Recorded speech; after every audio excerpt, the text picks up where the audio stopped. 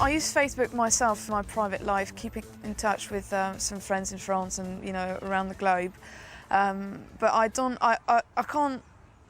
know how you could use it with a class. Marie Guillaumarc is a French teacher at Cavendish School in East Sussex. She's been teaching for 5 years. Marie has limited knowledge regarding the use of online communities in the classroom, but wants to learn more. So we've challenged her to find out as much as she can about online communities and to plan and deliver a lesson to her students using the technology. Following her progress through the challenge, you'll discover, among other things, about social networking between schools, the benefit of a school wiki, what an avatar is and how it can help with learning, and how to protect your pupils' privacy online. If you want to give it a go yourself, there's a range of useful support materials on the page for this programme on the Teachers TV website, including short how-to videos and case studies from other key stages and subjects. We're taking Marie to Whitehouse Common Primary School in Birmingham to meet a teacher who's a great believer in using online communities in class. I'm really excited about meeting with Lisa because I think it's always brilliant to see teachers actually doing something new that you have never done yourself. Hello, you must be Marie. Yes, Hi, I'm Lisa. Nice to see you. Lisa is a dedicated primary Spanish teacher and sees different classes throughout the day. In her first lesson, she's going to introduce Marie to Twitter. Although her pupils aren't yet old enough to use Twitter, Lisa can display her own Twitter page in class to work with. Twitter is a way of social networking where people comment in short sentences, called tweets, about what they're doing. You can write your own or follow tweets from family, friends and celebrities, online or via your mobile phone.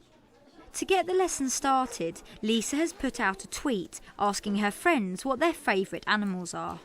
Right, all these people have answered my question, can you see?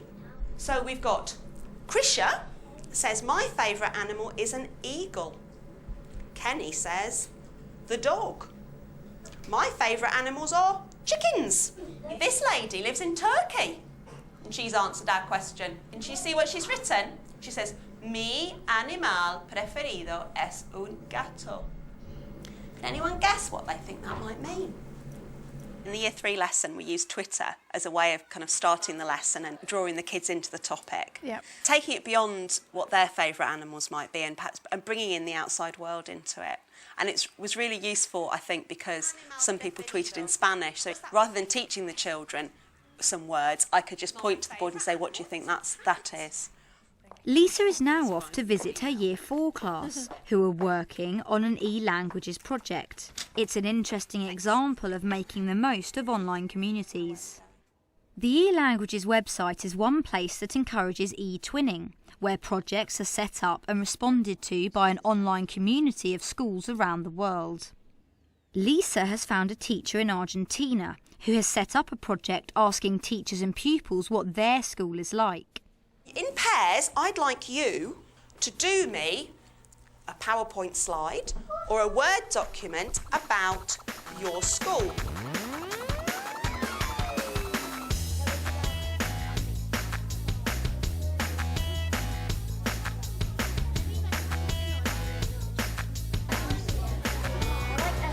Show me your first slide.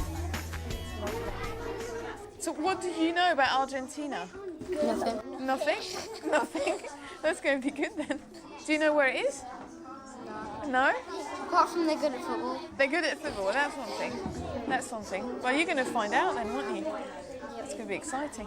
So what do you think they would study that you don't, or? I think they'll study more Spanish than us. More Spanish, yeah. One thing that would worry me a little bit is the issue of privacy. How do you make sure that the kids are safe online? Okay. I don't usually like blocking because it's kind of saying that's a no-go. Mm-hmm. And when you're told not to do something, you want to do it. So I'm more a fan of teaching children safety rules, like don't put pictures of yourself up. Never tell people your address or your phone number or your email address. Don't give out your full name. One of the benefits of an online community is that work and ideas can be shared and people can respond with encouragement or advice. Marie is now off to see how pupils make use of computer-animated characters to share with others in their online community. They use a free service called Voki that allows the user to create their own personalised speaking characters or avatars. Today, pupils are recording Spanish tongue twisters that their avatars will speak. Calaron, calamera, calaron, calamera, calaron, calamera.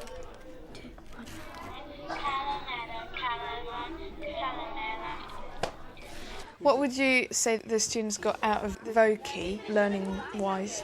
Obviously, it's a really fun thing to do. It's motivating.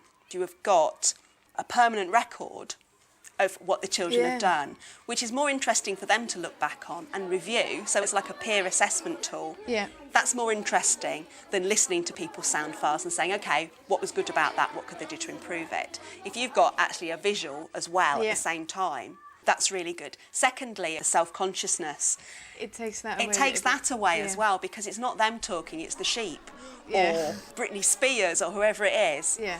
And it can be anonymous. And also it's safe for you to publish in a public space like your school website, because the children's faces aren't on it. In an attempt not to overload the school website, Lisa has created her own school wiki where the avatars will sit. So you mentioned Wikispace. What is it? Okay. How do you do it? It's kind of like a website and also like a file sharing place. Right. Like a scrapbook where the whole class can contribute their little bit to make up one big book. If you're watching this on the Teachers TV website, look below for a short video showing you how to create your own wiki. I started a wiki as a way of saving the children's work so that they had a space that was theirs where everything that we do can be saved on it. Now, a wiki space can have as many or as few people editing it that have the ability to add to it as you want. Right. And the kids can access it from home? Yes, the kids can access it from home. Lisa's final class of the day is accessing an online community through a website called VoiceThread. This offers a collaborative multimedia slideshow that can hold videos, images and comments. Users of the site can make their own slideshows and view and comment on others from around the world. Today, Lisa has created one about Spanish food. Do you think that's bacon baguette? Something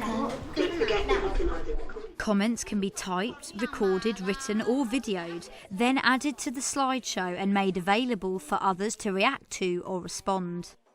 Like you could do an arrow to the cheese and say what that word is, and then you could do an arrow to the baguette, and then you could do like baguette cheese, and we'd go on the internet or get a dictionary and find cheese and baguette because they wouldn't.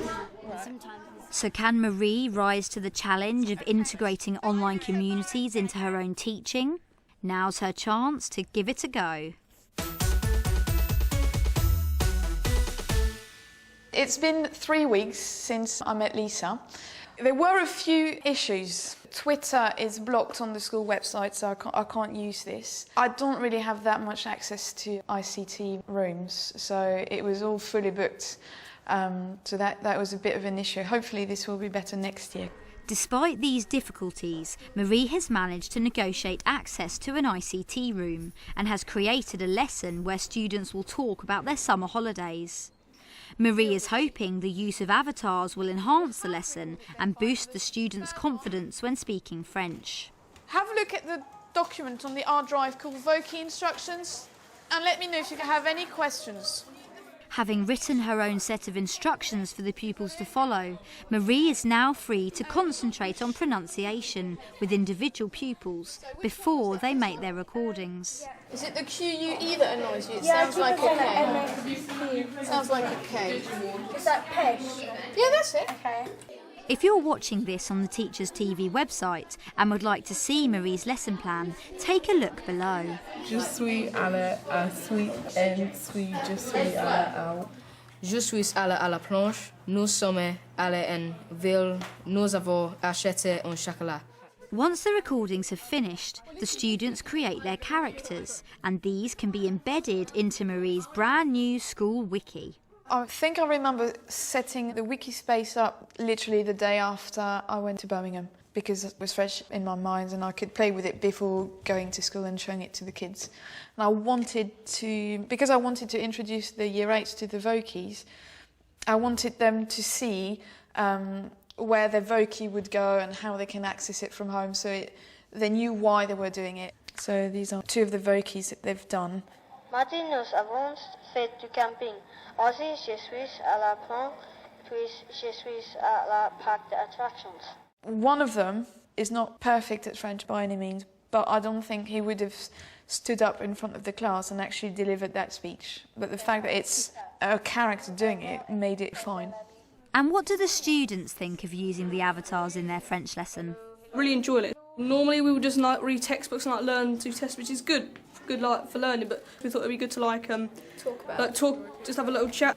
Because we still read it, but it's more fun and we get more enthusiastic by doing this instead of in the textbooks. It's practical, get to learn. We can view it from home, and also it's an advantage because our parents can see it and what we're learning in school and how we're progressing in a way. Marie has also been using the eLanguages website. This site is targeted mainly at language teachers. However, there are many other international school community sites which can be utilised for different key stages and subjects. So one of the projects I've got that I've created on the languages is Singing in the Foreign Language project. So students in France send us a song, they sort of challenge us to sing it. We sing it, record it, and then we put it on the website so they can listen to it. And then we send them a song and they do a similar thing.